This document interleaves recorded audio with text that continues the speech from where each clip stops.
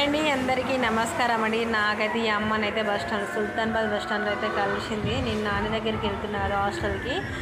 అయితే కలిసింది. పాపం ఏడ్చుకుంటూ కూర్చున్నది. ఏమైంది అమ్మ అంటే నా ఆరోగ్యం బాగాలేదు, అందుకోసమే దాగర్లాగా పోయి వచ్చిన శాతం ఎదురనేసి కూర్చున్నది.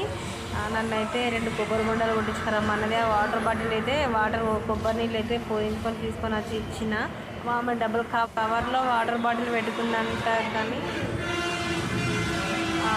వాటర్ బాటిల్ ఏమైంది అంటే ఆమె డబ్బులన్నీ తడిసినాయంట. సో అందుకోసమని దిగులు పడి కూర్చున్నది. అవన్నీ తీసి ఆమెకి డబ్బులు ఇచ్చిన, ఆరబెట్టిన. నాకు ఒక్కొక్కటి ఇచ్చింది. నోట్లు ఇస్తే ఆరబెట్టి మళ్ళీ ఇచ్చిన తర్వాత నన్ను అడుగుతుంది, నీకు ఎంతమంది కొడుకులు, ఎంతమంది బిడ్డలు, ఎక్కడికి పోతున్నావు అనేసి. అంటే నాకు 2 బాబులు అమ్మ అని అంటే నాకు షేక్ హ్యాండ్ ఇచ్చింది. చల్లగా ఉండమ్మా. నాకు మాత్రం చాలా హ్యాపీగా ఉంది, ఎందుకంటే అంత మంచిగా దీవించింది అన్నట్టు. అట్లనే ఒక విషయం, నేను రిటర్న్లో వచ్చేసరికి 5కి కూడా ఆమె అదే బస్ స్టాండ్లో ఉన్నది. ఎందుకమ్మా ఇక్కడ ఉన్నావు అంటే ఏం సమాధానం చెప్తలేదు. అడిగి నాకు నీకోసం ఎవరైనా వస్తారా అమ్మ అంటే ఏమనలేదు.